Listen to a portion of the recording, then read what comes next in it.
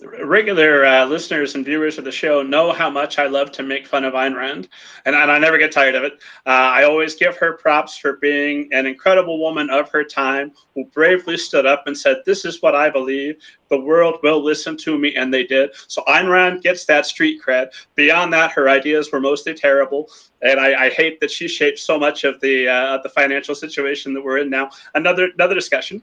But Ayn Rand said something once that was like, "Oh, even a broken clock is right 2 times a day," and she said that when you're working on a novel, if you're showing up and you're putting in the time every day and you're thinking about the characters and the stories, sooner or later you're experience where it will feel like magic, that you've got just the right thing that you need to progress the story in some way or progress the character. And that's not magic, that's your subconscious working in all of the time that you're away from your story, because you're showing up every day, even in your off hours, when you're eating, doing fun stuff, reading other people's books. Your brain's still working back there unbeknownst to you, and so it can then come up and suggest that. I counter that with, I've had a few oddball experiences in my life that lead me to believe not that a muse comes to my office and sits behind me as I write, but that something within the universe offers a bit of feedback. I feel almost when I'm writing as though I'm communing with the divine in some way. And I know, I'm aware how woo-woo that makes me sound. I don't care. If you're not writing, you don't know. And if you are writing, you probably do. How do you feel about that? Do you feel that there is a muse, that there's something beyond yourself that passes through you into your novel? Or is it simply what Ayn Rand suggested, your subconscious working and it just feels like magic? You know, I don't know.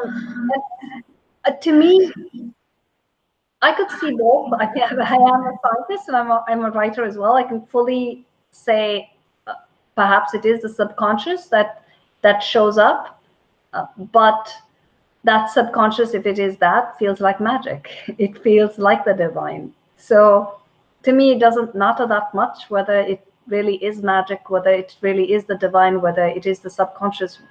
What matters is that I love that process, and that process, I think, makes me a better person. And that's part of why I do it. I feel like this is almost a meditation for me when I write. It's an act of compassion for me to write. And I think it's an act of compassion when one reads and identifies and empathizes with another character as well. And that's why I do what I do. I love it in a way that feels to me the most profound, in the sense of deep. One of the most profound experiences that I can have is having that sense that a character has taken me over and understanding that character. So who knows what it is, but I think we definitely do, though. And I'm sure that even Ayn Rand would have to admit this. We do reach for something that is beyond us. We do reach for something that is above us when we write, as in we reach for maybe that which makes us particular, but also that which makes us the same.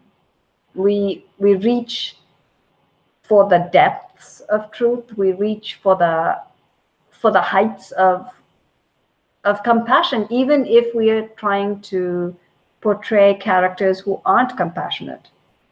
Even if you are trying to portray or trying to show a character who isn't kind, in some way when you write, you are kind of communing with that part of maybe yourself or someone else.